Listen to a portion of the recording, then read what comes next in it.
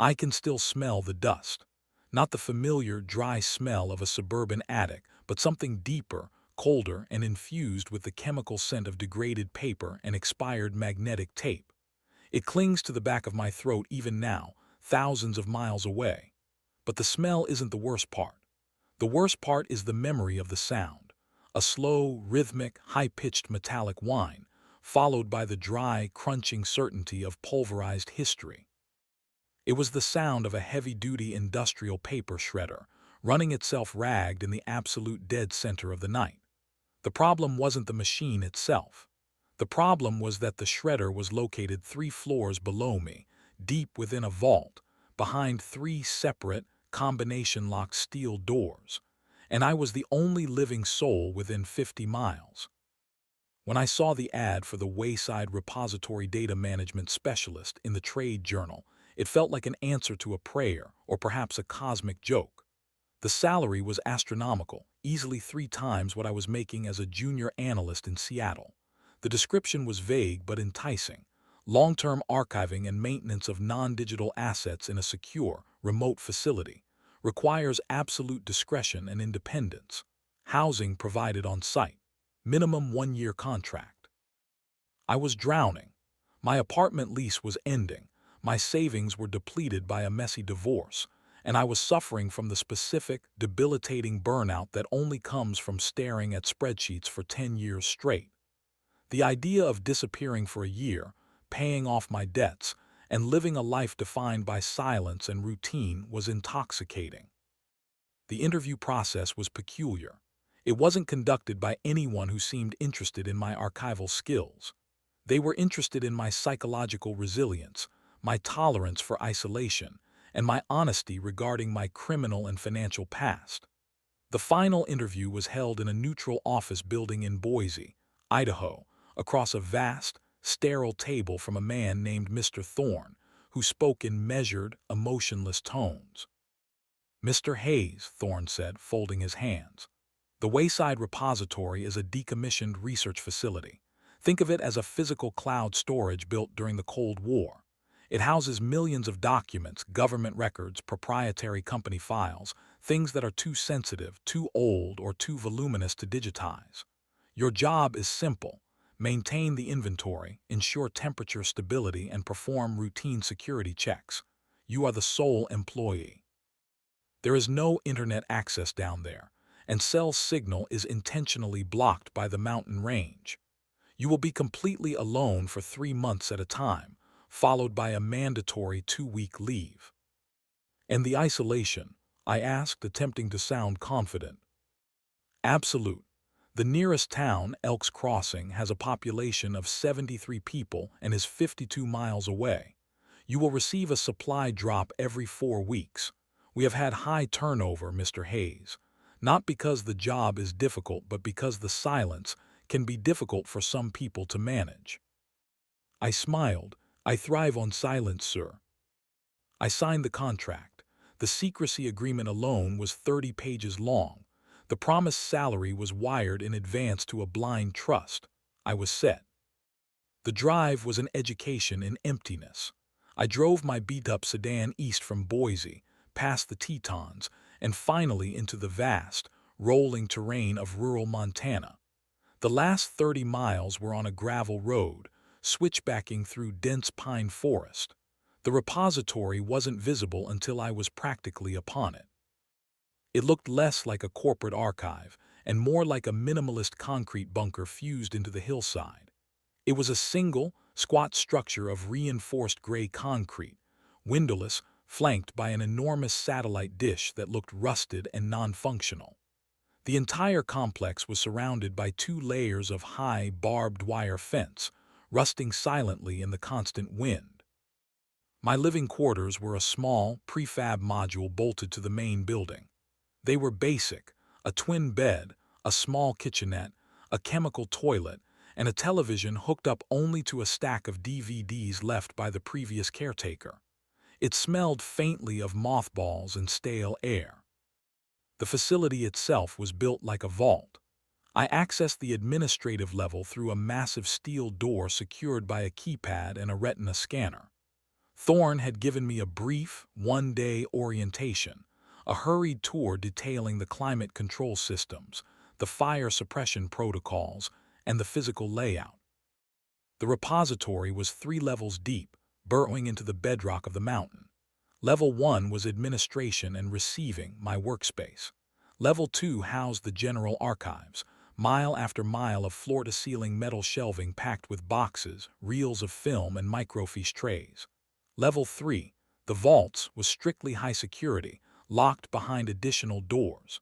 That was where the really sensitive materials were kept, things I was explicitly instructed never to handle unless the climate alarm sounded. My daily routine was relentless and satisfyingly dull. 7:00 a.m. Wake up, make coffee, check the security feed, 8 fuzzy black and white cameras covering the perimeter and the main hallways. 8:00 a.m., 12:00 p.m. Inventory logging on level 2. This meant walking the aisles, checking box labels against the 1980s-era mainframe printouts, and ensuring the tags were intact. 12:00 p.m. Lunch, often just a tuna sandwich and an apple. 1:00 p.m. 4:00 p.m. Environmental checks, walking the levels with a digital thermometer and hygrometer, logging minor fluctuations. 4:00 p.m. 6:00 p.m. Documentation and data entry on the mainframe. 6:00 p.m. Dinner and then forced relaxation, reading or watching one of the few dozen old thrillers on DVD. By 10 o'clock, I was exhausted by the sheer physical effort of walking the facility. It was massive, and the crushing psychological weight of the silence. The atmosphere inside the repository was bone dry and always 55 degrees Fahrenheit. It was necessary to preserve the paper, but it was physically demanding. The air felt thin. Every sound I made, my footsteps echoing down the long metal aisles, the click of the lock, the rumble of my stomach, was magnified and distorted. I lived inside a giant, cold metal bell. For the first 4 weeks, the job was exactly as advertised. Monotonous, isolating, and peaceful. I found a rhythm. I began to feel the sharp edges of my burnout receding. I was focusing on the simple, verifiable reality of the inventory numbers. Then, the integrity of that simple reality began to crack. The first incident happened at the beginning of the 5th week. I was working Level 2, Section D, logging a series of archived blueprints. My method was meticulous. I'd pull the inventory card, verify the box number, and return the card to the index drawer. On Tuesday, I pulled the card for box D453. It was marked empty, disposed of 1996. I checked the shelf. Box D453 was there, sealed with thick archival tape, visibly heavy. I pulled the box down and carefully peeled back the tape. Inside, it wasn't blueprints. It was thousands of small, identical, rectangular ceramic chips stacked neatly. They looked like old-fashioned circuit boards, perhaps from early computer hardware. I logged the discrepancy, resealed the box, and marked the inventory card with a note: content verification required. When I went to file the card, I noticed something else. The inventory card for D454, the adjacent box, was not in its proper numerical slot. It was placed vertically in the drawer, wedged between D457 and D458, almost like someone had tried to hide it or had been interrupted mid-filing. I stood there, staring at the misplaced card. I distinctly remembered filing D454 yesterday. I'm obsessive about numerical order. It's the core of my identity. There was no way I had placed it 3 slots over and turned it on its side. I immediately dismissed it. Stress, fatigue. Maybe I had been rushed. I put the card back where it belonged and moved on. The next incident was auditory, far more subtle, and much harder to rationalize away. 2 nights later, around 1:00 a.m., I was jolted awake by a sound that wasn't loud, but fundamentally shouldn't exist. It was a faint, oscillating hiss coming from the main repository building, which was separated from my living module by two thick concrete walls. I got up, pulled on my maintenance jumpsuit, and headed through the security door. The main hall was dim, lit only by emergency overhead lights. The air conditioning system, which ran the dehumidifiers, was off. The only sound should have been the low, constant hum of the climate control monitoring system. I walked toward the intake vents on level 1. The hissing was louder here, metallic and precise. It sounded exactly like the quiet leak of compressed air, or perhaps the slow release of pressure from a pipe. I checked the main log. No scheduled maintenance, no known leaks. I spent 40 minutes tracing the sound, walking down the echoing hallways of level 2. The sound seemed to emanate from Section G, deep in the east wing. When I reached Section G, the sound vanished. Absolute, pure silence returned, the kind of silence that swallows light. I ran my hands over the cold metal racks, checking for vibration, checking the sprinkler system pressure gauges. Everything was normal. I went back to the monitoring room, checked the environmental controls, checked the pressure logs. No anomalies. It was like the noise had retreated the moment I approached. I blamed the plumbing, the extreme changes in temperature between day and night, though the repository maintained a fixed internal temperature, or my own exhaustion. But the anxiety started its slow crawl. Over the next 2 weeks, the unsettling incidents began to multiply and escalate. They all centered on the inventory and the strange, quiet movements that violated the facility's rigid order. 1. The box pyramid. I started the day working in Section B, where boxes of old magnetic tapes were stored. I finished around noon, leaving an aisle clear. When I returned after lunch to retrieve my clipboard, 5 large storage boxes had been carefully moved from a lower shelf to a high shelf, stacked vertically in a perfect pyramid against the wall. They were heavy, easily 40 pounds each. I would have noticed anyone moving them. I was the only person there. I checked the camera feed for that section. The camera was grainy, but the footage from 12:45 p.m. showed only a brief white flash, perhaps a power fluctuation followed by nothing. The boxes were suddenly just there. It would have taken a strong person or 2 people, 10 minutes of noisy effort to stack those boxes. The security feed was silent. 2. The footprints. Level 3. The vaults was strictly off-limits except for quarterly integrity checks. The airlock doors required 2 specific keys and a 6-digit code. I hadn't been down there since my orientation. But one morning, while checking the pressure seals on the main Level 3 airlock, I noticed the thin film of archival dust that covered the concrete floor leading up to the vault door had been disturbed. There were subtle indentations, not the shape of a boot, but a series of elongated, shallow depressions, as if something heavy but low to the ground had passed over the dust.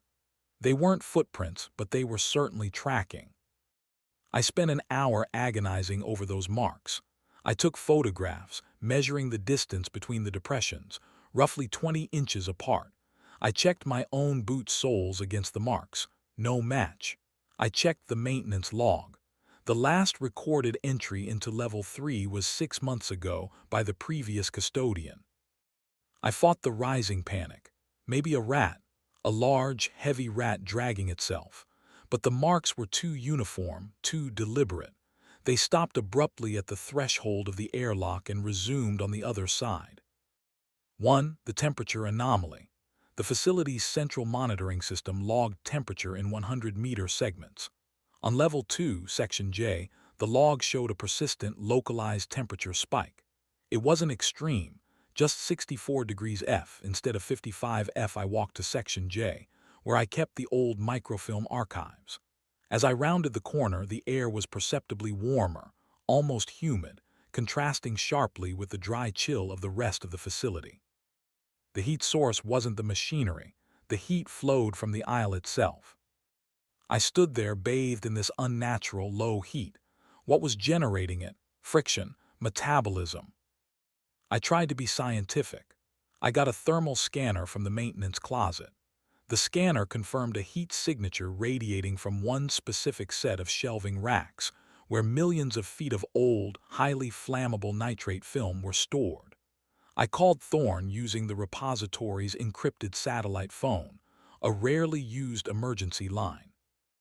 "Mr. Thorne, I have a localized heat anomaly in Section J near the nitrates. It's 9 degrees above baseline. I can't locate the source." Thorne's voice was flat. "A 9-degree variance is not critical. Maintain monitoring.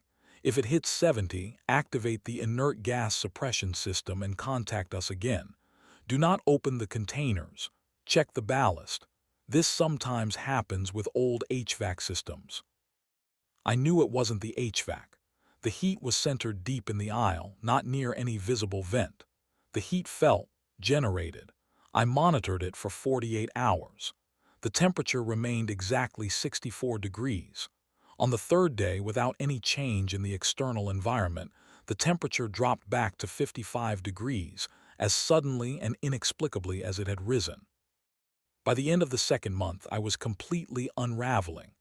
I was sleeping maybe 4 hours a night, waking up drenched in sweat from dreams I couldn't remember, and lying there, listening to the vast, dead silence of the bunker. The silence was the worst torture.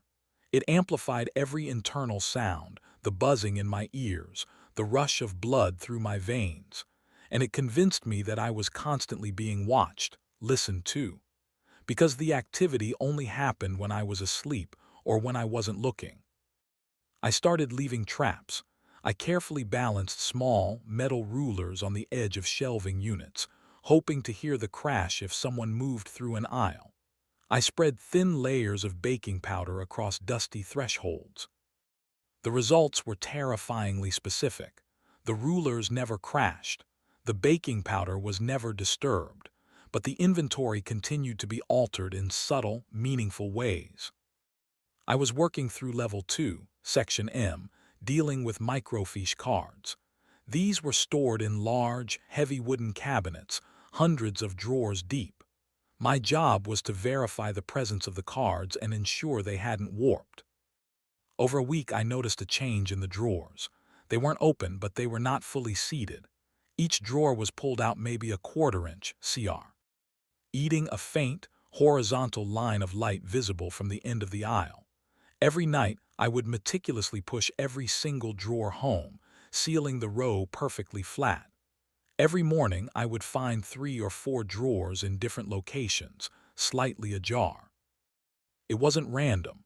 On Friday, I found the drawers M12A, M30C, and M55B pulled out. I checked the mainframe logs for the file contents of those specific drawers. They all contained historical financial records from the same regional bank that went defunct in 1993. It was a pattern. Someone or something was selecting specific related documents, not randomly browsing. My psychological state devolved into pure paranoia. I was losing weight rapidly. My face in the bathroom mirror was drawn and pale, surrounded by a rough beard. I had severe tremors in my hands, making the delicate work of archival logging nearly impossible.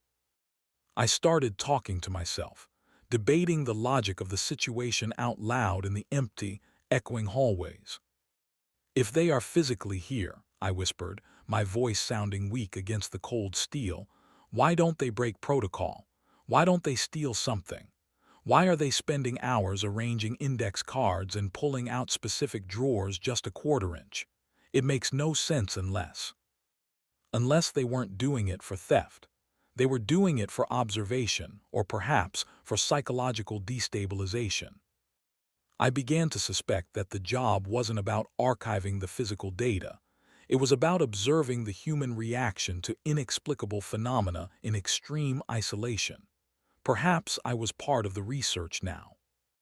I became obsessed with the security cameras.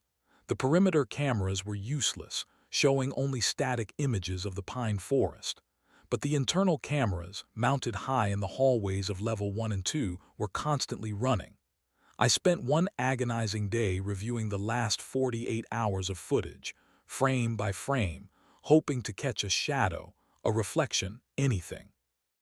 I found nothing conclusive. Just fuzz, dust motes moving in the air currents, and my own weary figure walking the aisles. But I couldn't shake the feeling that the camera placement was deceptive. The cameras were positioned high, looking down, and there were vast blind spots created by the tall shelving units, perfect hiding places. My internal thoughts became a broken record. Get out. Leave now. The money isn't worth this. But the financial reality was an iron trap. If I broke the one-year contract, I owed the advance back, plus a punitive 50% penalty. I would be back in the gutter, only this time I would be heavily traumatized and in debt. I was trapped between crushing solitude and financial ruin. The pressure mounted until the third week of the third month. I had gone 63 hours without proper sleep. I was surviving on caffeine pills and sheer, raw anxiety. My mandatory maintenance log included a quarterly checklist for Level 3, the vaults. Specifically, I was required to test the functionality of the 3 industrial shredders kept in Vault 3B in case an emergency digital purge was ordered. This task was scheduled for the coming Tuesday.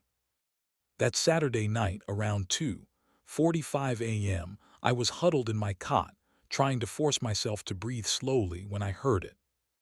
It started faint, a vibration humming through the concrete floor beneath my mattress. It was a mechanical sound, rhythmic and heavy. It wasn't the ventilation and it wasn't the climate control. I sat up, terrified but instantly lucid. The sound grew louder, a grating, motorized whine. It was the industrial paper shredder. I knew exactly which one it was. The heavy, crosscut model 9000, kept in Vault 3. It had a sound unlike the smaller models on Level 1. It sounded like an angry dentist drill tearing through heavy cardstock. The routine was ironclad. The shredders were only operated during daylight hours, under strict supervision, and only after the emergency purge protocol was initiated by the central office. They were kept locked and electrically isolated when not in use. I grabbed the heavy metal flashlight and my personal security device, a can of industrial-strength pepper spray I'd brought against the remote possibility of wildlife intrusion. The sound was a low, persistent thrumming in the air. I checked the security monitor on Level 3. Everything was dark, but the power indicator for Vault 3B was green. It was live. I didn't call Thorne. I knew he would dismiss the sound as a relay malfunction. I needed proof. I needed to confront the source, whatever it was, before my mind completely snapped. I moved through Level 1, the beam of my flashlight cutting through the emergency gloom. My footsteps echoed, sharp and loud, but the sound of the shredder was louder still, vibrating up from the deep. I reached the main door to Level 3. It was a massive, circular vault door, like something out of a submarine movie. I input the 6-digit access code and turned the manual crank, the heavy steel protesting. Loudly. The air on the staircase descending to Level 3 was colder, thicker, and infused with that strange smell of ceramic dust and old paper. The shredder noise became deafeningly loud, a constant, grating drone. I reached the bottom of the stairs. The hallway here was narrow, lined with thick, corrugated steel. The security lights were not on. I was relying solely on the beam of my flashlight. Vault 3B was 100 meters down the hall. As I walked, I noticed the heat. It wasn't the 9-degree spike from Section J. This was a dry, concentrated, almost electrical heat. It felt like walking past an open oven. When I reached the door to Vault 3B, the sound was overwhelming. The entire door was vibrating faintly. I could feel the metallic shiver in the soles of my boots. The door to 3B was sealed with a single, high-security magnetic lock and a simple key tumbler. I had the key. My hands were shaking so violently I dropped the key twice, the clatter echoing grotesquely in the hallway. I forced myself to slow down, inserting the key, turning the tumbler, and then holding my breath as the magnetic lock thunked open. I pushed the door open just enough to squeeze through, slipping inside the vault. The sound immediately cut in half. The vault was concrete, filled with stacked wooden crates and specialized industrial equipment. The air was thick with the faint smell of motor oil and hot metal. The shredder, the Model 9000, was running. It was set up in the center of the room, bolted to the concrete floor, its industrial motor humming a dangerous, deep bass note. I aimed my flashlight at the paper intake slot. And I froze. The machine was running, yes, but no one was feeding it paper. The wide, churning teeth were spinning, grinding against themselves, but consuming nothing. I walked closer, my heart pounding a panicked rhythm against the silence of the vault. The shredder noise was so constant it became its own form of silence. I moved the flashlight beam away from the machine, scanning the rest of the vault. The crates were stacked neatly. Everything appeared normal, except for the high, dry heat of the running motor and the sound of mechanical destruction. But then I saw the change. On a large, empty workbench next to the shredder, I saw a meticulous arrangement. It was a perfect, square grid laid out on the dusty metal surface. The grid was made of hundreds of the inventory cards from level 2. They were not arranged alphabetically or numerically. They were arranged by content. The cards describing the defunct bank files were in one quadrant. The cards describing the obsolete military mapping data were in another, and the cards for the ceramic chips in box D453 were grouped in the center. They were being studied, analyzed, but by whom? I walked around the workbench, my eyes fixed on the grid. There was a specific pattern to the dust disruption surrounding the table. It wasn't a footprint. It looked like the track marks I had seen near the main level 3 airlock, the long, shallow depressions, as if something low to the ground had been resting or dragging itself across the floor. And in the center of the grid, holding down a stack of related cards, was an object. It was one of the ceramic chips from box D453. It was impossibly cold to the touch, and it was placed right on top of the pile, acting like a marker, a bookmark in a terrifying, unseen reading session. My mind finally snapped the last thread of rational thought. Someone was here, living here, working here, and operating according to an entirely alien logic. They weren't stealing documents, they were cross-referencing them. They were running the shredder not to destroy evidence, but simply to generate noise, or perhaps to destroy the machine itself. And then in the suffocating heat of the vault, I saw the final, small detail that cemented the horror. The shredder had an emergency stop button, a large, red, clearly marked panel on the side of the machine. Next to the button, pinned by a small piece of masking tape, was a small, square, handwritten note. The handwriting was neat, precise, and distinctly recognized. It was my own handwriting. It was the maintenance checklist I had filled out yesterday morning, logging the temperature of the main server rack. The note simply read, in clean block capitals, "ITS too loud now." I didn't write that. I never would have written that. I hadn't been in Vault 3B since the orientation, but the handwriting was undeniably mine. I knew the specific way I looped the T and the small hook I always put on the capital L. The sheer, cold implication slammed into me. Whatever was here wasn't just observing me. It was mimicking me. It was learning my routine, my patterns, and now, my handwriting. It was wearing my skin, metaphorically, in the log books, operating the facility under my identity. The shredder continued its endless, grinding whine. The sound wasn't noise anymore. It was the soundtrack to my complete replacement. I backed away slowly, never taking my eyes off the note. I didn't try to turn the machine off. I didn't dare disturb the inventory card grid. I felt an intense, irrational fear of breaking the rules of whatever intricate, horrifying game was being played. I slipped out of Vault 3B, quietly locking the door behind me. I practically flew up the concrete stairs, through the level 3 airlock, and sprinted back to my living module. I didn't stop to pack. I grabbed my car keys, my wallet, and the one thing I couldn't leave, the maintenance checklist from the day before, which contained the original instance of my handwriting that the entity had copied. I needed physical evidence that my reality had been tampered with. I threw open the external door to the module, running into the pre-dawn mountain air. It was cold, clean, and silent, a terrifying contrast to the mechanical fury I had just witnessed. I didn't waste time driving on the winding gravel road. I put the car in drive and mashed the accelerator, fishtailing wildly on the wet gravel, not slowing down until I hit the paved highway 50 miles later.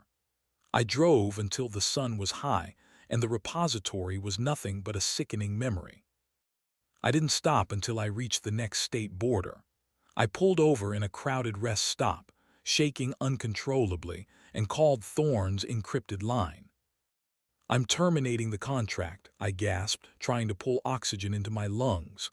"I'm gone. I've left the facility. It's compromised." There was a long pause on the line, devoid of surprise, only cold calculation. "Mr. Hayes, you understand the contractual penalties for breach of terms." "I understand. Keep the advance. I'm out. There is something inside that facility. It is manipulating the inventory and it is mimicking my behavior." "We will send a team to investigate the anomaly," Thorne replied, completely ignoring my distress. "Where are you located?" I lied, giving him a false location 2 states away. I knew if I told them where I was, they would send someone not to help but to silence me. The way they spoke about high turnover, the casual dismissal of clear environmental dangers, they knew about the thing, whatever it was. They were using the caretakers as live feed security monitors, observing its behavior. I hung up, destroyed my satellite phone, and started driving east, blending into the flow of morning commuters. I lost everything, of course. The financial penalty was crushing. I was declared in default and had to file for bankruptcy. I couldn't explain the circumstances without sounding delusional. I couldn't use the maintenance checklist as evidence because the handwriting sample was too easily dismissed as stress-induced automatism.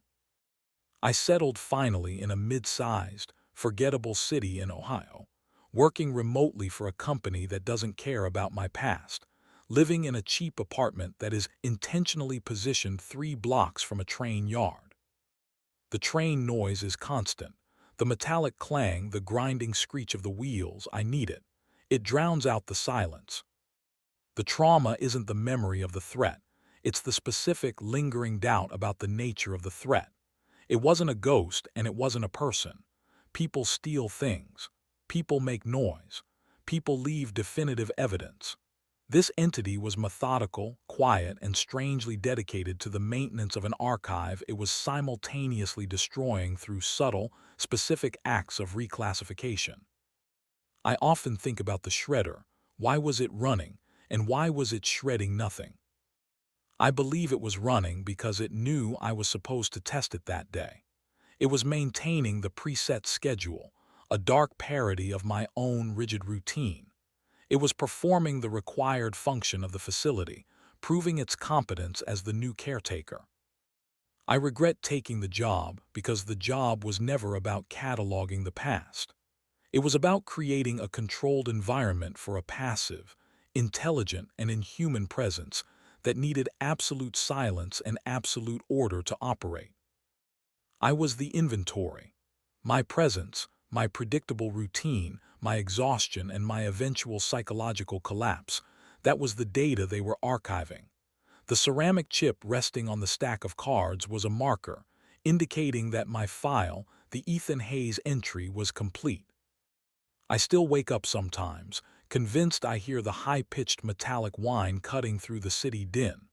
I look at my hands, flexing my fingers, remembering the specific curve of the L and the loop of the T in that threatening note. And I know, with cold certainty, that somewhere in that vast, empty concrete bunker, deep in the Montana bedrock, The quiet, meticulous work continues. The drawers are pulled out a quarter-inch, the inventory cards are resorted, and the logs are meticulously updated in my flawless, familiar handwriting. I only lasted 3 months. I often wonder who they hired next, and what bizarre, internal logic the repository is processing now. Deep in the inescapable quiet, I escaped the job, but I'll never escape the awareness that I am archived, analyzed, and successfully replaced.